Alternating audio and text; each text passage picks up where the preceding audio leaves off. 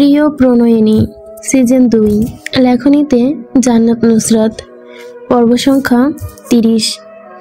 নুসরাতকে এসে যে ছেলে পানি সেধে ওর নাম আয়ন।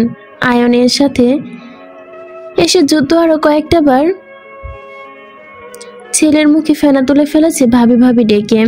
সবগুলোই ভাবি আম্মা ডেকেছে। আরও শুধু চুপচাপ লক্ষ্য করছে নুসরাতকে। তার সাথে ভাব নেই এই বেয়াদব মহিলার। তখন জিজ্ঞেস করেছিল এগুলো ভাবি আম্মা বলে তোকে ডাকছে কেন? তার দিকে না ফিরে চুলড়িয়ে চলে আসছে। সাথে ছেলেগুলোও নিয়ে আসছে তার সাথে। আরশের কাছে কোনো কিছুই ভালো ঠেকছে না। তার বউ সব ছোকরা পোলাপান ভাবি ডাকবে কেন? আরশ মনে মনে কিছু একটা ভেবে গলা খাকারি দিয়ে ছেলেগুলোকে তার দিকে ফেরানোর জন্য, কিন্তু একটা ছেলে আরশের দিকে ফিরল, তাকালো না। রাগে হিসিস করে উঠল আরশের গলা ফাটিয়ে জানতে চাইল ওই তোমাদের কি? ছেলেগুলো ফিরে সসুরে বলে ওঠে ভাবি আম্মা। আরশ নিজের ক্লিন সেভ করা ধারালো চলে হাত বোলালো। ইচ্ছে করলো নিজের চুল নিচে টেনে ছিঁড়ে ফেলতে। রাগ সামলে নিতে প্রখর গরম নিঃশ্বাস মুখ দিয়ে ফুস করে ত্যাগ করলো। তারপর নুসরাতের দিকে ভুরুর দিকে ইশারা করে বলল নানি ডাকবে, বুঝেছ? আয়ন কপালে ভাঁজ ফেলল। বয়স বেশি না, 17-18 হবে।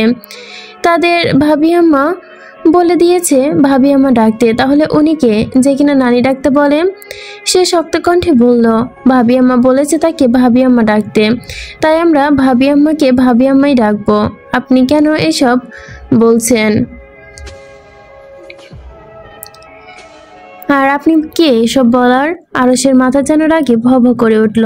তার বউ কেন অন্যরা ভাবি ডাকবে? তার বউ শুধু তারই বউ, অন্য সবার নানি খালা চাচি হতে পারে, ভাবি হওয়া যাবে না। এটা কোনোভাবে সম্ভব না, অসম্ভব। বউ নিয়ে সৈয়দ বাড়ি আরশ হেলাল কোনো রিস্ক নিবে না। বইয়ের বিষয় সে একদম পাক্কা, কোনো হেরফের হবে না। রাগী কণ্ঠে হিসিয়ে বলে ওঠে আমার বউ হয় ও। নাহিয়ানের ছোকরারা একসাথে হেসে ঠাট্টা করে উড়িয়ে দিল আরশের কথা। আরশের মতো করে তারা শক্ত কণ্ঠে জানালা গায় নিজের জায়গায় পাহাড়ের মতো অটল থেকে বলল আপনি ভাবতেই পারেন ভাবি আপনার বউ, কিন্তু ভাবি আম্মা তো আর আপনার জামাই ভাবে না। আছে সব ভাবি ভাবা জন্য কোনো সীমাবদ্ধতা থাকে, এর বেশি কিছু যেন না হয়। আরশের কথা থেকে শুরু করে পায়ের পাতা পর্যন্ত থিরথির করে রাগি কেঁপে উঠল। নাক ফুলিয়ে কিছু বলতে যাবে, তৌফে সে হাজির হলো সেইখানে। সে এসে দাঁড়িয়ে প্রথমে পশ্চাতে উঁচিয়ে বায়ু দূষণ করলো, তারপর দুহাতে নিজের আশপাশ থেকে বাতাস উড়িয়ে দিয়ে বলল আপনাগো দুজনকে দেখতে ভাই বোনের লাখানি লাগে। আরশ চোখের আকার প্রকট করে মৃদু চিৎকার করে বলে ওঠে কোন দিক দিয়ে? যত সব ছোট লোকি কথা। তৌফের কথার ভঙ্গিমা দেখে যে কেউ হেসে গড়াগড়ি খাবে। সে চুলচুলে নিয়ে খচরাতেই মতো বলল প্রথমে আসা যাক মুখের কাটিংয়ে। দুজনের সেম মুখ, নাক দুজনেরই উঁচু, ঠোঁট আর ছোট ছোট একই রকম। কালারটাও সামান্য এদিক সেদিক, উচ্চতাও প্রায় সেম। আর আরও শীতল গলায় বলল Nusrat Nasir 5 feet 6 inches and I am 6। তবু নাক উঁচিয়ে নিল, তারপর আবারও বলল শুধু এদিক দিয়ে আপনাগো মিল নাই, আর সব দিক দিয়ে মিল আছে। পুরা ভাই বোন আপনারা। ভাবি আমাকে বোনের নজরে দেখেন, এর বেশি দেখার দরকার নেই। মিনমিন করে বলল এর বেশি দেখতে গেলে ভাবি আম্মা চোখ উড়িয়ে দিবে। আরশ খুবই কষ্ট করে বসেছিল। রাগ নিয়ন্ত্রণের বাইরে চলে যায় হাত মুষ্টিবদ্ধ রেখে, কিন্তু তৌফের এসব আচরণে রাগের মাত্রা এত বাড়ল কেউ কিছু বোঝে ওঠার আগে নিজের টেবিল থেকে উঠে এসে শক্ত একটি ঘুষি বসিয়ে দিল। তৌফে এমন তর্কাতর্কি হামলা হবে বুঝতে পারেনি। আকস্মিক হামলায় নিজের জায়গা থেকে হেলে পড়ে যাচ্ছিল। সোজা হয়ে দাঁড়িয়ে এসে ও সমান শক্তি দিয়ে বসলো আরশের নাক বরাবর ঘুষি। নাকের পর্দা পাতলা হয়, আবারও সেদিনের মতো নাক দিয়ে বেরিয়ে এলো তরল রক্ত। আরশ হাতে তালু দিয়ে নাক মুছে নিল, বিরক্ত হলো। তারপর ওইদিকে দৃষ্টি স্থির করে তৌসের পেটের বরাবর ঘুষি বসালো। তৌফ উল্টে গিয়ে পড়লো মেঝেতে, পেট চেপে ধরে উঠে বসতে যাবে। আরশ এক হাতে কলার ধরে শুধালো ইউ লুক লাইক ফাকিং স্লিভিং। তোফো দাঁত কেলিয়ে হাসলো, মুখে ঘুষি পড়ায় দাঁতের কাছে কিছুটা ঠোঁট কেটে গেছে। ঠোঁটের রক্ত মুছে নিয়ে বলল, অবশ্যই, দেখলে বোঝা যায় ভাই বোনের সেরা জুটি। আরও রাগে যেন হাত তুলে আরেকটা ঘুষি বসাতে তার পূর্বে জাইন সাবধানী স্বরে বলে ওঠে, স্টপ দিস ননসেন্স শিট। শূন্যে তোলা হাত শূন্যে রইল আরসের। মাহাদি এসে টেনে তুলে আরসের মেঝে থেকে। তোফো দাঁত বের করে হাসে। আরসকে উস্কানোর জন্য হাসার চেষ্টা করেছে সে। জাইন শক্ত কণ্ঠে আদেশ দিল, হাসি বন্ধ করো। তোফো ঠোঁট চেপে ধরে হাসি বন্ধ করে নিল। ভদ্র বাচ্চার ন্যায় উঠে দাঁড়াতেই নাইয়ানের পেছনে পেছনে ঘোড়াগুলো চোখরে এসে চেপে ধরে তোফোকে। আয়ান নুসরাতকে নিয়ে তাকাতেই দেখলো সে টেবিলে মাথা হেলিয়ে রেখে চেয়ে আছে এদিকে। এতক্ষণ মারামারি দেখার তালে নুসরাতের দিকে তাকানোর কথা বেমালুন ভুলে বসেছিল সে। নুসরাত ঠোঁট বাঁকিয়ে হেসে ব্যঙ্গতার সাথে বলে, থেমে গেল কেন? ভালোই তো লাগছিল, আরও 2 মিনিট ফাইট করুন। এতক্ষণে তো ক্লাইম্যাক্স কেবল শুরু হয়েছে, এখনই বন্ধ করে দিলে মজা হবে না। মাহাদি আরসকে এনে চেয়ারে বসালো। ভিক্টরকে অনিকা ডেকে পাঠালো। ভিক্টর অনিকার ব্যাগ নিয়ে আসতে সেখান থেকে ওয়ান টাইম বের করে মাহাদির হাতে তুলে দিল। মাহাদি ওয়ান টাইম আরসকে যেখানে কেটে গিয়েছিল সেখানে আলতো করে নাকের কাছাকাছি ফিসফিসে টিপনি কাটতে আওড়ালো, ও আমার দায়িত্ব, এর বেশি কিছু না। আরও সামান্য ঘাড় বাঁকাতে মাহাদি মুখ বন্ধ করে নিল। ঠোঁট মিটিমিটি হাসি নিয়ে এগোলো। নাকে ওয়ান টাইম লাগিয়ে শেষবারের মতো আবারও বলল, ও আমার দায়িত্ব, এর বেশি কিছু না। দায়িত্ব? হাহা। জাইন পরিবেশ সামলে নেওয়ার চেষ্টা করলো। এতক্ষণে দলা পাকানো গিয়ে তাদের টেবিলের আশেপাশে অনেকে ভিডিও অন করেছে মারামারি করার। জাইন ভিক্টরকে ইশারা করে সবকিছু একটা। তারপর ভিক্টর সবার কাছে এগিয়ে এসে নিজের হিম হয়ে যাওয়া শীতল কণ্ঠে বলে, যে বা যারা যা ভিডিও করেছেন ডিলিট করেন, নাহলে আইনি ব্যবস্থা নেওয়া হবে। তোফো ঠোঁটের কাছে রক্ত কাপড়ে মুছে নিল।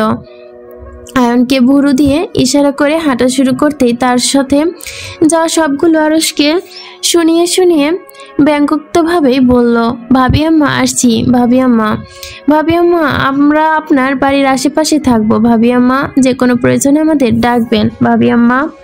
ওই ঘটনার পর দেখতে দেখতে 14 দিন কেটে গেল। আরসের সাথে নুসরাতের দেখা হয় না। আরস নিজের সাথে কথা বলেও কথা বলে না নুসরাত। 6টা থাপ্পড়ের বদলা সে নিজে আরসের সাথে কোনো বাক্য বিনিময় করবে না। আরস নুসরাতের এমন বাচ্চামি আচরণে বিরক্ত। গত 16 দিন যাবৎ এই বেয়াদব মহিলা তার সাথে তিরিং বিরিং করছে, যা বলার বাহিরে। মাহাদি তাকে নিয়ে শুধু হাসে আর আবেগে বসে একটা কথা কি সারাদিন টিপকনি কাটে। এদিকে ফ্রান্স যাওয়ার সময় যতদিন যাচ্ছে ততদিন আগাচ্ছে। এমন করলে তো চলবে না।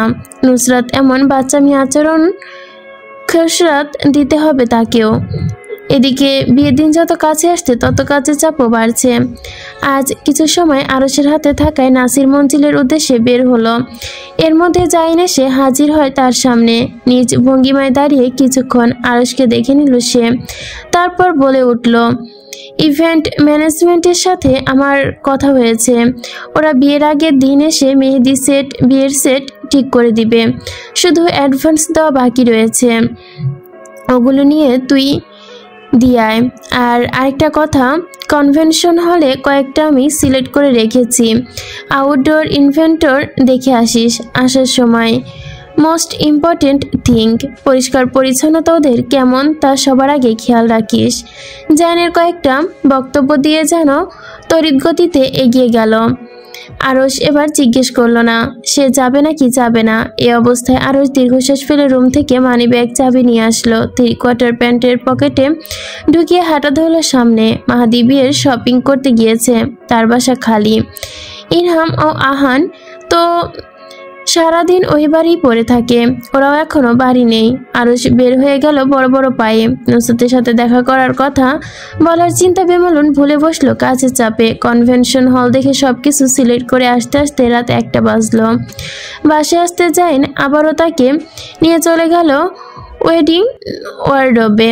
সেখানে গিয়ে আরও কিছু কাজ শেষ করে বাড়ি ফিরল ভোর 4টায়। ঘুমাতে যাওয়ার চিন্তা মাথায় থাকলো না একদমও। গোসল সেরে সে বিছানায় বসলো।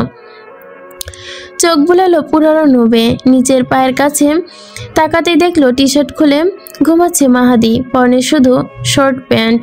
আরশ এসির পর বিশ্বের ঘরে নামিয়ে দিয়ে ঠাস করে শুয়ে পড়লো বিছানায়। চোখ বন্ধ করতে ক্লান্তি ঘুম যেন তার অক্ষিপুটুর জোরে নিল। সকাল সকাল নুসরাতের মাথা হ্যাং হয়ে আছে। তার বন্দুকজি দেখা পাচ্ছে না সে দুদিন যাবৎ। সেই দিন তার রুমে লক করে রেখেছিল, কিন্তু বেটা বদমাস বন্দুকজি কোথায় থেকে চলে গেছে। ভালো করে আশপাশ খুঁজলো সে, না কোথাও নেই। হঠাৎ মিউ মিউ আকারের শব্দ কানে ভেসে আসতেই থাই গ্লাস বেয়ে উকি দিল নুসরাত। ব্যাক ইয়ার্ডে চোখ পলাতেই নুসরাতের চোখ রসগোল্লা হয়ে গেল। বিষময় দাঁত খিচে নিল। বন্দুকজি বিড়াল একটার সাথে ইটিস পিটিস করছে। সে প্রায় 20 বছরের একটি যুবতী হয়ে প্রেম করতে পারল না, আর এই বন্দুকজি ছানা থাকতে প্রেম করছে। নুসরাত চোখ ক্ষীণ করে দেখলো। বন্দুকজির সাথে করা থাকা বিড়ালটা দেখতে চেনা চেনা ঠেকলো তার। মাথায় চাপ দিতে বের হলো মুখ থেকে টাইপের শব্দ। তার বিড়াল হয়ে পাশের বাড়ির সজীবের বিড়ালের সাথে প্রেম, এটা নুসরাতের ঘুণে অন্যায় ঠেকলো। কত বড় সাহস! সজীব তার ওপর ডরি ঢলতে পারেনি বলে বিড়াল বদমাশটাকে নিষ্পাপ বন্দুকজির কাছে লেলিয়ে দিয়েছে। নুসরাত দুপাশে মাথা নাড়ল। অসম্ভব। মাথায় দু একটা বাজে পড়ল ইন্ডিয়ান নাটকের মতো। তারপর নুসরাত আরেকটু উঁচু চোখ খিকিয়ে তাকাতেই দেখলো তার বন্দুকজির পেটে সামান্য ফোলা। দেখি নুসরাতের চোখ কোঠর থেকে বেরিয়ে আসলো। বড় বড় চোখ বানিয়ে দৌড় দিল ইসরাতকে সব জানানোর জন্য। ইসরাত নিচে রুমে বসে বই পড়ছিল। গভীর মনোযোগ বইয়ে সে, কিন্তু নুসরাতের ঢুস ঢাস করে ভেতরে ঢোকার মনোযোগ বিক্ষিপ্ত হলো বই থেকে নজর তুলে ওপরে চাইতে দেখলো নুসরাত উল্টো মেঝেতে পড়ে আছে। দুহাত মাথায় চেপে নাটকীয় ভঙ্গিতে বলে উঠল, আমার বন্দুকজি, আমার বন্দুকজি। ইসরাত ভুরু কুচকাতে নুসরাত এক চোখে তুলে তাকায়, আবারও হাই তুলে লিপ্ততার সাথে হলো কি মাথা চাপড়াতে নেকি সুরে কেঁদে ভেসিয়ে দেওয়ার মতো বলল, বদমাইশের বন্দুকজি ধোকা ধরেছে আমার সাথে। ইসরাত বুঝলো না কি ধোকা ধরেছে বিলাইটা নুসরাতের সাথে। বই বিছানার ওপর থেকে বিরক্ত ভঙ্গিমায় শুধালো, কি ধোকা করেছে বন্দুকজি তোর সাথে? নুসরাত হাই তুলে মাথা চাপড়ায়, নাটকীয় ভঙ্গিতে চোখের পানি মুছে নেয়। অস্বাভাবিক দানবনয়ে ক্ষিপ্ত পরিপূর্ণ কণ্ঠে বলে, বদমাইশের বন্দুকজি সজীবের বিলালের সাথে ইটিস পিটিস করে। ইসরাত বিকট চিৎকার দিল। জিজ্ঞেস করলো, কি? নুসরাত খিটে কণ্ঠে চেঁচানো সুরে বলল, বোঝনাশালী বদমাইশ বিড়ালের পেট বাঁধিয়ে ফষ্টি নষ্টি করে। সামান্য এই কথা? নুসরাত যেন ইসরাতের কথায় আকাশ থেকে ধূপ করে পড়ে গেল। মানে কি এ মেয়ে সামান্য এই কথা এটা মনে করছে? সে এখনো কুমারী, সুশীল ভদ্র একটি মেয়ে। তার বিড়াল পেট বাঁধিয়েছে, এটা তার কাছে বিষ পান করার মতো একটা কঠিন বিষয়। ইসরাতের কথায় নুসরাত বলল, এটা সহজ সরল সামান্য একটুখানি বিষয় নয়, এটা পৃথিবী ফেটে যাওয়ার মতো বিষয়।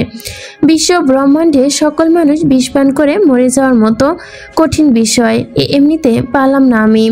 ইসরাত শান্ত চোখে চেয়ে বলে উঠল, তাহলে তুইও পেট বাঁধিয়ে নে, আয়। তারপর তুই আর তোর বিড়াল একসাথে বাচ্চা দিবি, না হয় বিষ খেয়ে নিবি। নুসরাত ইসরাতের এত কঠিন কথা মেনে নিতে পারল না। চিৎকার করে কান চেপে ধরল, দুহাতে মাথা নাড়িয়ে বলল, এসব আগে তোর মরণ হলো না কেন? কেন কেন কেন কেন হলো না রে নুসরাত, কেন?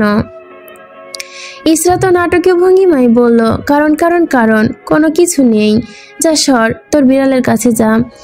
নুসরাত এক আঙ্গুল তুলে সতর্কীয় ভঙ্গিমায় শাসালো ইসরাতকে। বলে উঠল, বিড়াল বলবি না, ওর নাম বন্দুকজি। সম্মান দে আমার বিড়াল বাচ্চাকে। ইসরাত থোড়াই পাত্তা দিল না নুসরাতকে। আরাম করে বসে বই খুলে মনোযোগী হলো। নুসরাত পাত্তা না পেয়ে বিরক্ত হলো। মেঝেতে উল্টো হয়ে পড়ে রইল অশালীন ভঙ্গিতে। নাজনীন বেগম নিজের বোনের বাড়ি গিয়েছে বিয়ের কার্ড দিয়ে দাওয়াত দিতে। খালি বাড়ি শয়তানের আস্তানা বলে মানুষজন নাজনীন বেগম যেতেই বাড়ি খালি হয়ে গেছে। ইসরাতকে ঠেলে ধাক্কিয়ে পার্লারে জয়েন্ট ট্রিটমেন্টে নিয়ে পাঠিয়েছে। ইসরাত যাওয়ার পর বাড়ি নুসরাতের হাতে। নাসির সাহেবও বাড়িতে নেই। ইরহাম আহান এসে জুটলো তার মধ্যে। সবাই মিলে স্টোর থেকে সাউন্ড সিস্টেম তুলে নিয়ে আসলো। তা রয়ে টেনে হিসড়ে নিতে গেল ছাদে। একটাই তাদের হলো না, খুঁজে খুঁজে আরো দুটো বের করলো, বাটন স্প্রে করলো, তারপর সাউন্ড সিস্টেমে পুরো সাউন্ড বাড়িয়ে দিল। বিয়ে বাড়ি একটু তো ভাইবানা প্রয়োজন, তাই তারা এই ব্যবস্থা করেছে। বাটন স্প্রে করতে সশরে গান বেজে উঠল। বরিশালের লঞ্চে ওইটা লইবকে মিন রোম, আহা লইমুকে মিন রোম, বন্ধুরে মোর বুকে লইয়া দিমু একটা ঘুম, ঠেসা দিমু একটা ঘুম। নুসরাত আর ইরহাম সাউন্ড বক্সের পাশে দাঁড়িয়ে চিৎকার করে গান গাইছে। আহান উড়াধুরা পাশে নাচতে ব্যস্ত। এই গান শেষ হয়, আবারও আরেক গান দিল।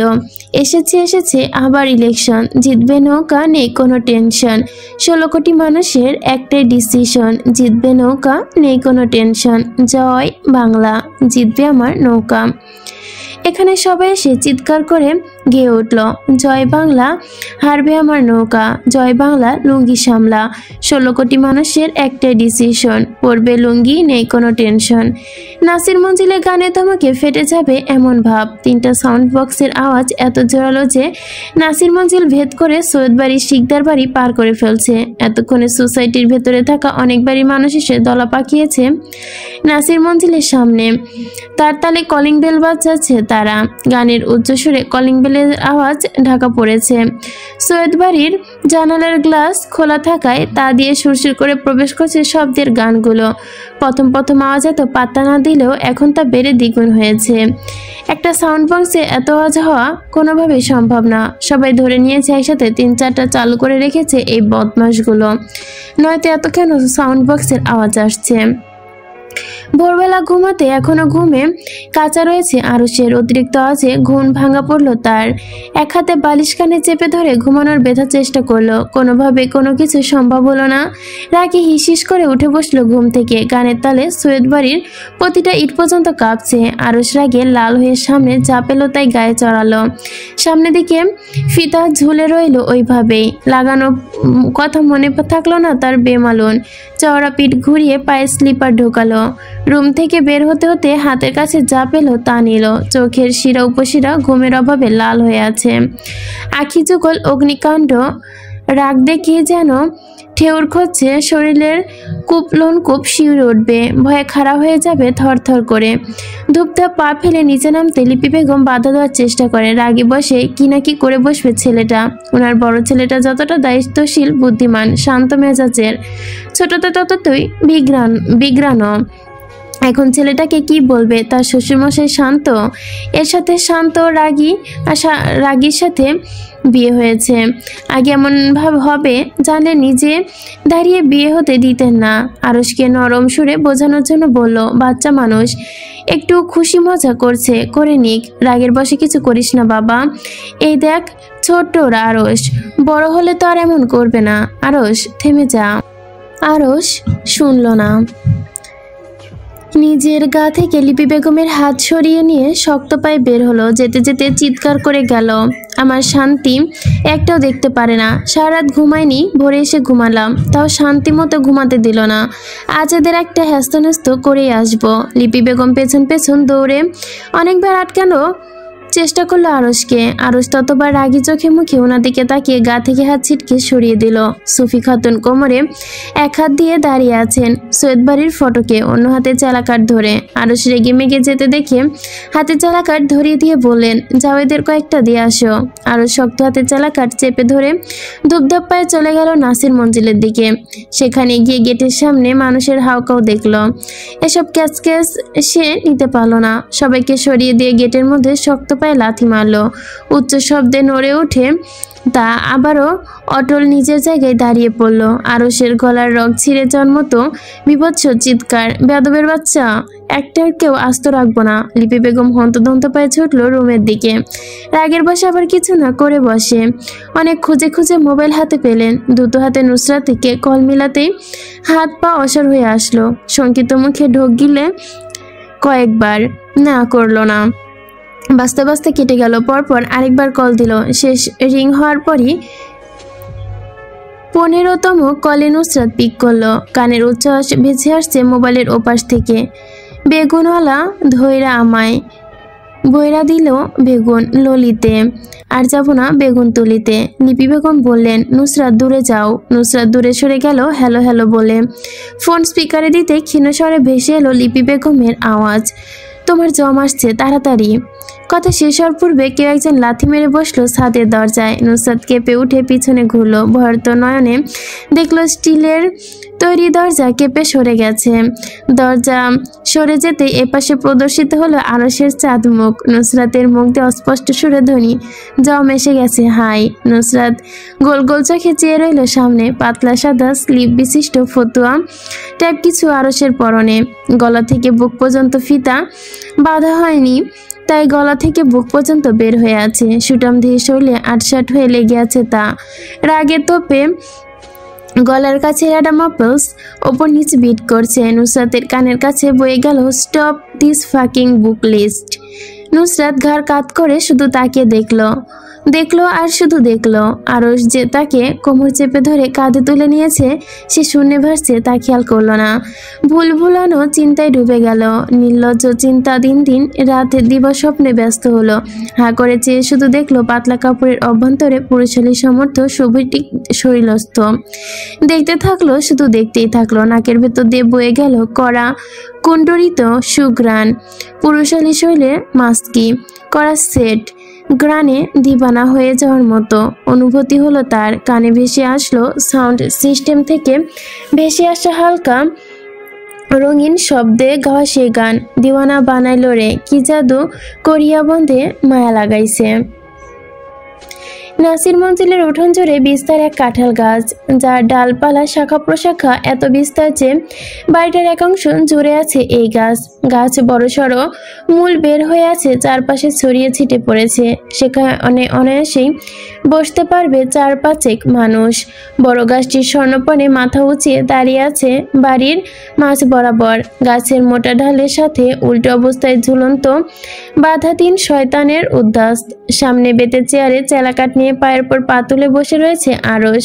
চোখের দৃষ্টি অগ্নিময়, নিম্ন পা কালো বলায়ে শুনশান দৃষ্টি, চোখে নিবদ্ধতার নিষেধাজ্ঞা জারি করেছে কোনো কিছু না বলার জন্য। নুসরাত সেসবে তোয়াক্কা করলো না। আরশের চোখে কঠিন দৃষ্টি পরোয়া না করে নির্লজ্জের মতো আরশের স্টক আউট করলো। তারপর পাভার্টের মতো সুর টেনে আরশের ভেঙিয়ে গিয়ে উঠল, আমি নষ্ট মনে নষ্ট চোখে দেখি তোমাকে, মনে আমার কি চাই বোঝাই কেমনে। আরশ নুসরাতের দিকে এমন ভাবে তেরা চোখে তাকিয়ে রইল। নুসরাত কিছুক্ষণ দেখে নিয়ে আড়ম্বর কণ্ঠে বলে উঠল, বেডরুমে চলুন নুসরাত নাসির, আপনার মন কি চায় ভালো করার প্র্যাকটিক্যালি বুঝিয়ে দিব। নুসরাত ঠোঁট এলিয়ে হাসলো, চোখে দৃষ্টি নমনীয়তা। আরশের খুব পূর্ণ কণ্ঠে কোনো হেলদোল হলো না তার। আহান ঠোঁট চোখা করে কিছু বলতে যাবে, তার আগে চেলাকাঠের শক্ত বাড়ি খেয়ে মুখ দিয়ে টু শব্দ যেন ঢুকলো না আর। নুসরাত খিটখিটে হয়ে হেসে উঠতেই তার ওই পিঠে বাড়ি পড়ল। মুখ ফুটে ওঠা হাসি মিলিয়ে গেল নিমেষে। ঝুলন্ত অবস্থায় থাকতে থাকতে মনে পড়ে গেল সেদিনের কথা। সেদিন তারা সবাই মিলে বেচারা মুন্টুকে উল্টো করে ঝুলিয়েছিল গাছের সাথে। দুঃখে নাকের ডগা পিটপিট করে উঠল। ভেতরে ভেতরে মর্মাহত হলো নুসরাত। ডেকে উঠল করুণ সুরে, আরশ ভাই। আরশ উত্তর দিল না নুসরাতের ডাকের, শুধু এগিয়ে আসলো তার দিকে 2 পা। নুসরাত বলে উঠল, নাক পরিষ্কার করব। আরশ পকেট হাতরে টিস্যু বের করে নুসরাতেরকে ধরিয়ে দিল, যাতে নুসরাত চোয়াল শক্ত করে ক্রোধান্ত কণ্ঠে বলে উঠলে, আপনি পরন্ত বস্তুর সূত্র জানেন না। আরশ কথা বলল না। আলগোছে হাত বাড়িয়ে নুসরাতের নাকের ডগায় টিস্যুর সাহায্যে পরিষ্কার করে দিতে যাবে। নুসরাত খুশি মনে আবারও বাধা দিল, ইশারা করে আরশের কাপড়ের দিকে বলল, আপনি আর কাপড় দিয়ে নাক মুছিয়ে দিন, টিস্যু দিয়ে নাক মুছলে অ্যালার্জি হয়। আরশ নুসরাতের কথা কানে তুলল না, টিস্যু দিয়ে নাক চেপে ধরে পরিষ্কার করে দিল। আরশ আর আহান আর ইরহাম চোখ উল্টো করে নুসরাত আর আরশের ঢং দেখলো। আহান মুখ বাঁকিয়ে বলল, নিচের বাড়িতে HD মানের সিনেমা দেখা যায়, আর আমরা হলে যাই সিনেমা দেখতে। কথা শেষ হতেই ঠোঁট বাঁকাতেই ধূপ করে আওয়াজ হলো। কারোর বুঝতে বাকি রইল না হানের পায়ে শক্ত বাড়ি পড়েছে চেলা কাঠের। নুসরাত শুধালো, আরশ ভাই আপনি পাগল হয়ে গিয়েছেন? আরশ নিষ্পলক চোখে ঘুরিয়ে শীতল মুখে নুসরাতের দিকে রক্তশূন্য ফ্যাকাশে গলায় রগে রগে কণ্ঠ করে, শাট আপ নুসরাত নাসির। নুসরাত নিজেও আরশকে ভেঙে বলে উঠল, শাট আপ আরশ হালাল, মার খাবেন আপনি, একটা মাটিতে পড়বে না। নুসরাত মুখ বাঁকালো, মুখ ঘুরিয়ে অন্য পাশে তাকিয়ে অলস ভঙ্গিতে মিনমিন করে বলল, আমি নুসরাত নাসির, একটা খেলে 10টা দিতে জানি। আরশ রাগে হিসিস করে উঠল, এটা বেয়াদব, ভণ্ড মহিলার মুখ বন্ধ করা যায় না। চিৎকার করে উঠে বলে, শাট the fuck up Nusrat Nasir. আরশের নিষ্পলক চোখে চাহনি, তার নাকি কাঁপনি, চিৎকার, সবাই চুপ হয়ে গেল। পরের মুহূর্তগুলো খুব তাড়াতাড়ি চলে গেল। দক্ষিণের হাওয়া বইল মৃদু গতিতে, আলো মিয়ে গেল মাঝ আকাশে। গাড়ির হর্নের শব্দ এলো নাসির মঞ্জিলের বাহির থেকে। বাড়ি থেকে বের হতেই গেট আনলক করলো। দেখতে নাজনিম বেগম মাথা গরম হলো তড়িৎ গতিতে। বাড়ির বাইরে অবস্থানরত অবস্থায় পা থেকে জুতা খুলে নিতে দেরি করলো না। ওখানে দাঁড়িয়ে থেকে কিভাবে উত্তম মাধ্যম দিবেন তিনটাকে ধরে চিন্তা ভাবনা শেষ করে নিলেন। প্রবল দাবানো হয়ে হেঁটে আসতে আসতে জ্বলে পুড়ে কঠিন কণ্ঠে ডেকে উঠল, নুসরাতের বাচ্চা। নুসরাত গাছের ওপর ঝুলে থেকেই জবাব দিল, জি আম্মা। নাজনিম বেগম মাথা দেখা গেল না, সাথে কণ্ঠস্বর উপস্থিতে বোঝা গেল কঠিনত্ব। বেয়াদবের বাচ্চা, গেট খোলা রেখে কোথায় মরেছিস? তোর জামাই এসে গেট লাগাবে? কথা শেষ করতেই দৃশ্যমান হলো নুসরাতের ভ্যাটকানো মার্কা মুখ। আহান আর ইরহামের একই অবস্থা। সব কয়টা কিভাবে ঝুলে থাকতে দেখে হাই হাই করতে যাবেন তার পূর্বে নজর কাড়ল আরশ। বেতের সোফার ওপর আরাম করে চোখ বুজে শুয়ে আছে সে। ছোট সেন্টার টেবিলের ওপর চেলা কাটে রাখা। বুঝতে দেরি হলো না, কোনো না কোনো কিছু ঘটিয়েছে এই তিনজন মিলে। চোখ পাকিয়ে রাগে হিসিস করে উঠলেন। খুবই ধীর ভঙ্গিমায় রাগে ফুসফুস করে শুধালেন, কুত্তার দল, কি করেছিস সবগুলো মিলে? সবাই ঠোঁট উল্টে বোঝালো কিচ্ছু করেনি তারা। নাজনিম বেগম একটার কথা বিশ্বাস করলেন না। এক হাতের জায়গা থেকে নেওয়া জুতো জোড়া দেখিয়ে বলে উঠলেন, জুতোর বাড়ি একটাও মাটিতে পড়বে না, সত্যি কথা বল। তবুও তারা অস্বীকার করলো তারা কিছু করেনি। চোখে মুখে ফুটিয়ে তুললো অসহায়ত্ব, মর্মান্বিত মনোভাব। যে কেউ দেখলে বুঝবে বাচ্চাগুলো ভাজা মাছ উল্টে খেতে পারে না। কুণ্ঠিল চোখে ভেতরে আড়াল করে অসহায় কণ্ঠে কিছু বলতে নিবে, তার আগে নড়ে চড়ে উঠল আরশ। চোখ খুলে দর্শন হলো নাজনিম বেগমের ঠোঁটে ঝোলানো হাসির রহে রঞ্জিত মুখখানা। আরশ অবাক চোখে চেয়ে শুধালো, কখন এসেছেন মেজমা? নাজনিম বেগম খুশিতে গদগদ হয়ে উঠলেন, এই তো এক্ষুনি। আরশ কিছু বলার পূর্বেই নাজনিম বেগম বলে উঠলেন, তোমাকে কোনো কৈফিয়ত দিতে হবে না বাবা, আমি বুঝতে পেরেছি এরা সবাই মিলে কিছু একটা করেছে। এদের আগামী 24 ঘন্টাভাবে বেঁধে রাখলে আমার কোনো সমস্যা নেই। নাজনিম বেগমের কথা শুনে সবগুলো একসাথে চোয়াল ঝুলিয়ে বলে উঠল, নাজনিম বেগম কথায় আরশ মাথা নাড়ল। নাজনিম বেগম আর বেশি ঘাটালো না তাদের। চোখ দিয়ে নুসরাতকে ঝামটা মেরে তিরস্কার ভঙ্গিতেই চলে গেল। আর কাঁঠাল গাছের সাথে ঝুলন্ত অবস্থায় বাধা রইল নুসরাত। আরশের পানে এতক্ষণ সে মুগ্ধ আকর্ষণ নিয়ে চেয়েছিল, সে সব কমে গিয়ে ভর করেছে একগুচ্ছ ক্ষোভ। সন্ধ্যা গড়িয়ে এলো, সূর্য পশ্চিম আকাশে ঢলে পড়লো। তখনও গাছের সাথে বাঁধা সবাই। আধ ঘন্টার শাস্তি হিসেবে উল্টো করে বাঁধা ছিল সৈয়দ বাড়ির গুণধর ব্যক্তিরা। তারপর আরশ তাদের সোজা করে বেঁধে রেখেছে। আগে পা ছিল গাছের ডালের সাথে বাঁধা, আর এখন সোজাভাবে হাত বাঁধা। ঝুলন্ত অবস্থায় থেকে আরশকে গালি দিচ্ছে নুসরাত। নুসরাতের আবিজাবি গালিগুলো আরশের কানে তুলল না। এক কান দিয়ে ঢোকালো তো অন্য কান দিয়ে সুরসুর করে বের করে দিল। বেতের সোফায় শক্ত ভঙ্গিমায় বসে থাকলো সে। বা হাতের মধ্যে ধরা মোবাইল ফোনটি একটা কল ওভার থেকে অনেকক্ষণ। রাত ভালো, ঘড়ির কাঁটায় 10টায় গিয়ে থেমেছে। নাসির সাহেব আর বাড়ির ভেতর থাকতে পারল না। বাড়ি থেকে বের হতেই আরশের নিকট জোরে আর্জি করলো গাছের ওপর থেকে নামানোর জন্য। এরপর নাসির সাহেবের কথায় তিনজনের গাছের থেকে নামানো হলো। হাত বাঁধা অবস্থায় কালশিটে দাগ পড়েছে সবার সেখানে। সবার হাতে স্পষ্ট দেখা গেল, নুসরাতের হাতে খুব একটা দাগ দেখা গেল না। নুসরাত হাত নিচের দিকে নামাতেই ঝিনঝিন করে উঠল। অসহ্যতা ভর করেছে সারা শরীরে। চোখ উল্টে পড়ে যাওয়ার ভান করলো, তার আগে নাসির সাহেব দৌড়ে এসে নিজের হাতে জড়িয়ে নিল তাকে। নুসরাত নাসির সাহেবের সাথে লেগে থেকে হেসে উঠল শব্দ করে, বাদরামি করে আরশকে ভেঙিয়ে ভেঙিয়ে সুর টেনে গান গাইল। যৌবনে লাগাইছো আমায়, এই দেহে আগুন, পরের দোয়ায় আসে আমার অঙ্গেতে ফাগুন। আরশ চোখ পাকিয়ে উঠল। Shut up Nusrat Nasir. নুসরাত নাসির সাহেবের দিকে ভর দিয়ে বাড়ির ভেতর যেতে যেতে গানটা বিড়বিড় করলো। আরো সাহা করে তাকে নুসরাতের যাওয়ার দিকে। মাথায় ঘুরপাক খেলো, কোন মাটি দিয়ে এই মাথা মোটাকে আল্লাহ তৈরি করেছেন যে 8 ঘন্টা গাছের সাথে বেঁধে থাকার পর এভাবে গান গাচ্ছে। ঠোঁট দিয়ে অস্ফুট সুরে উচ্চারণ করলো, অসভ্য। সকাল 6টার সময় নুসরাতের শখ জাগলো টাটকা টাটকা মধু খেতে। এত ক্রিভিং জাগলো যে কোমরে হাত রেখে বাড়ি থেকে একা একা বের হলো মধুর খোঁজে। সৈয়দ বাড়িতে যখন যখন বিয়ে হয় তখনই একটা না একটা গাছে মৌমাছি বাসা বাঁধে। তাই নতুন উদ্যমে নুসরাত মৌমাছির চাক খুঁজতে লাগলো।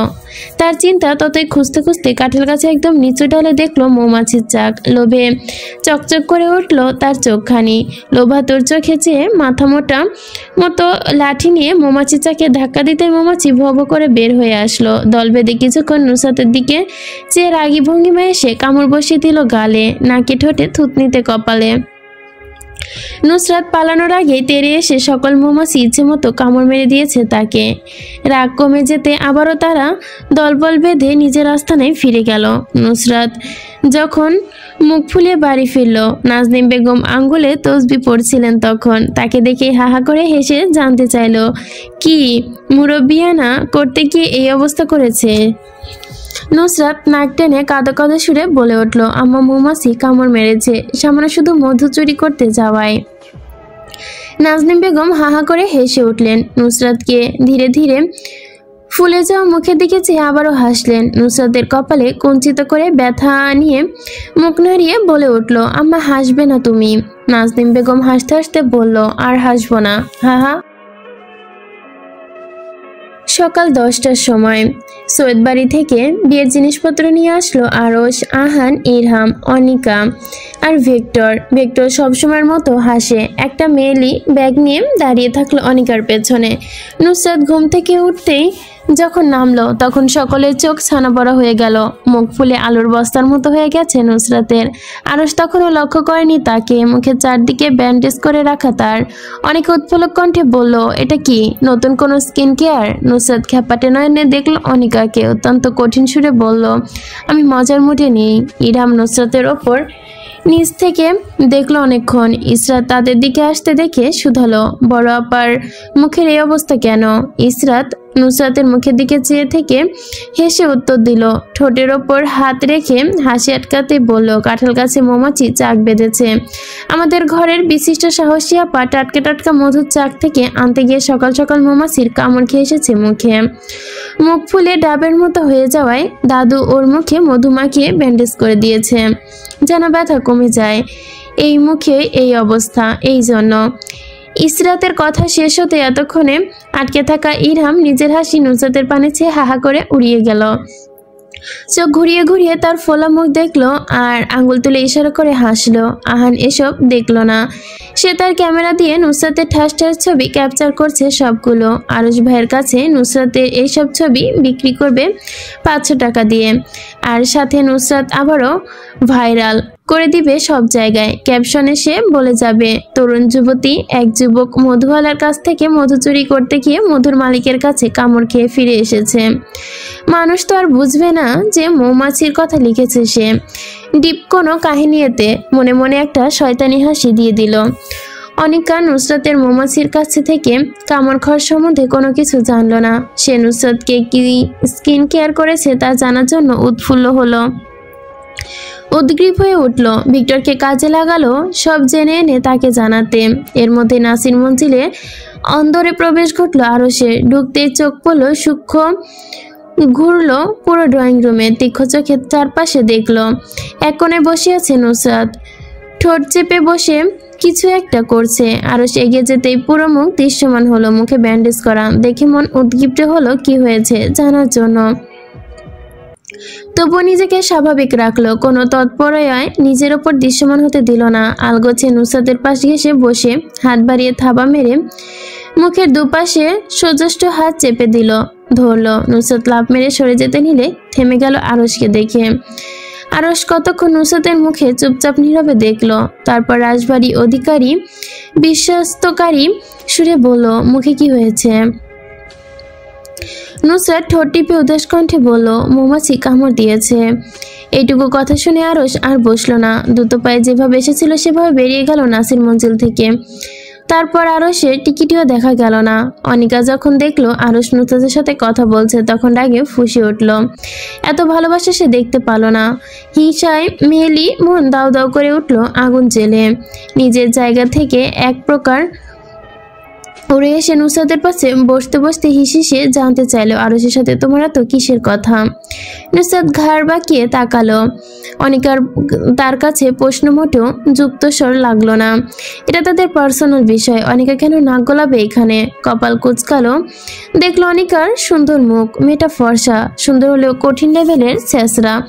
এক পুরো সামান্য উঁচিয়ে দন্তভার চেপে বলে, আপনি কে? অনিকা বিস্মিত যেন আকাশে উল্টো হয়ে পড়ে গেল। অকি কঠোর থেকে গোল হয়ে বের হয়ে আসা শুধু বাকি। চোখ বড় বড় করে বলল, আমি আরশের উঠবি? নুসরাত ঠাট্টা করে হেসে উঠল, যেন অনিকার কথা বাতাসে উড়িয়ে দিল।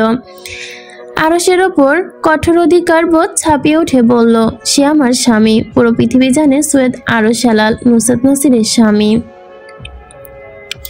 শুধু নুসরাত নাসিরেরই স্বামী, আর কারো নয়। কে আপনি যে আমার স্বামীকে নিজের উঠবি হিসেবে দাবি করছেন? আমার কথা লিখে নিন মিস অনিকা। আমি নুসরাত নাসির বেঁচে থাকতে ওই বেটা কখনো দ্বিতীয় বিয়ে করতে দিব না। আর যদি ওই বেটা আগে আমি মরে যাই তাহলে প্রেতনি হয়ে এসে আমার সাথে নিয়ে যাব। তারপর ও দুজন মিলে কবরে শুয়ে শুয়ে লেটস নাইট ডেটিং করব। এবার ভালোই নিজের খালুর চোখে দেখুন আরশ ভাইকে। অনিকা কিছু বলার পূর্বে ইরহাম আর রাহান এসে হাজির হলো কাপড় নিয়ে সেখানে।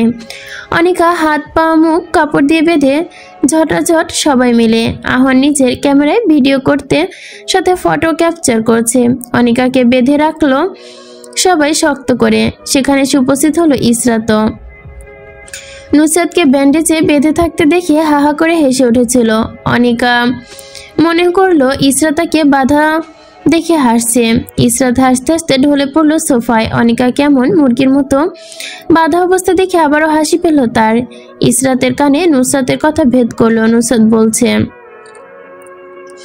না না, খালুর চোখে দেখবি না, তুই আব্বার চোখে দেখবি আরশ ভাইকে। আর মনে প্রাণে আব্বা মনেই ডাকবি। তুই তো আবার খারাপের খারাপ, খালু চোখে দেখলেও আর মনে জামাই ভেবে থাকতে পারিস। আমি কোনো রিস্ক নিতে যাব না এই বিষয়ে। আব্বা ডাকবি, এক্ষুনি ডাক, আমার সামনে ডাক। ইরহাম নুসরাতকে ইশারা করে মুখ খুলে দিতে, তারপর হাত তুলে থামিয়ে দিল। বলল, 1 মিনিট দাদা। ইরহাম থেমে গেল। নুসরাত অনিকাকে শুধালো, আগে বল, চিৎকার করবি? চিৎকার করলে বেশি কিছু করব না, গুলি করে উড়িয়ে দিব, বুঝেছিস? অনিকা গোল গোল চোখে চেয়ে রইল। নুসরাতের ধমকে উঠে জানতে চাইল, বুঝেছি।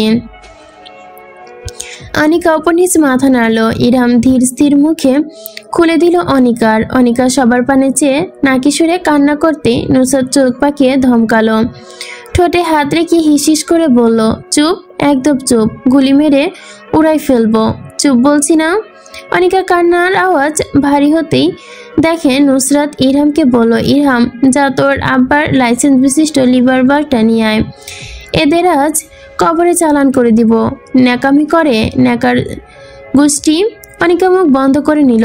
ঠোঁট টিপে ভয়ঙ্কর চোখে নুসরাতকে দেখে। আহান মুখে ভদ্রতামূলক ভিডিওটা বানাচ্ছে। অনিকা নুসরাতকে শাসিয়ে দিয়ে বলে উঠল, আব্বা না ডাকলে আজ তোকে বন্দুক দিয়ে চুলিং পং করে দিব। তাড়াতাড়ি আব্বা ডাক আরশ ভাইকে, আর আমাকে আম্মা ডাক। অনিকা অসহায় চোখে চেয়ে রইল কি সাহায্য আশায়, কিন্তু একটাও সাহায্য করলো না। ইরহাম নুসরাতকে দেখিয়ে বলল, আম্মা ডাকো নুসরাতকে। অনিকা অনেক কষ্ট করে চক্ষু ভরে ডেকে উঠল, আম্মা। নুসরাত বিরক্তিতে কপাল কুঞ্চিত করে অনীহা নিয়ে মাথায় সামান্য গাঁটটা মেরে শুদ্ধি দিয়ে বলে, ঠিক ফিল পাচ্ছি না আম্মা। আম্মা, নুসরাত আম্মা এভাবে বাচ্চার মতো। অনিকা ক্ষোভ চোখে লাল হয়ে উঠল। নুসরাত আম্মা। আরশকে বাড়ির ভেতরে আহান ঢুকতেই বলল, মেজো ভাই আসছে এদিকে। নুসরাত ঝটপট আরশের দিকে আঙ্গুল তুলে বলল, পুরো ড্রয়িং রুম ফাটিয়ে দিয়ে বলল, আজ তুই আরশ ভাইকে আব্বা না ডাকিস তাহলে আমি নুসরাত নাসি তোকে ফাটিয়ে ফেলবো। আজ আরশ ভাইকে আব্বা ডাক, বিয়াদব। অনিকা ঠোঁট চেপে বসে রইল। ইরহাম আপেল কাটার ভোতে একটা ছুরি বের করে বলল, গলা কেটে ফেলবো, আরশ আব্বা ডাকো। অনিকা অনীহা সহ অসহায় মুখ বানিয়ে বসে রইল। চোখে টলমলে পানি নিয়ে গলার সুর দিয়ে বলল, আরশ আব্বা। আহান হেসে উঠল। অনিকার ডাকে আরশের কান পর্যন্ত পৌঁছানি, তাই এদিকে ফিরে চাইল না, চলে গেল অন্যদিকে। ইরহাম নুসরাতকে ইশারা করে বলল, ও তোমার আম্মা। আরশকে ইশারা করে বলল, ছোট ভাইয়া তোমার আব্বা। এবার আব্বা আম্মা একসাথে ডাকো তো বাবু। অনিকা অসহায় চোখে নুসরাতকে ডাকলো আম্মা। নুসরাত হাসি মুখে হাত বাড়িয়ে অনিকাকে কোলে তুলে নেওয়ার ভঙ্গিমা করে বলে উঠল, নাও পারফেক্ট, আসো আমার ধামড়ি বাচ্চা, তোমাকে কোলে তুলে নেই। আব্বা আম্মার থেকে এতদিন এত দূরে ছিলে কেন? ওলে ওলে ওলে বাবুটালে।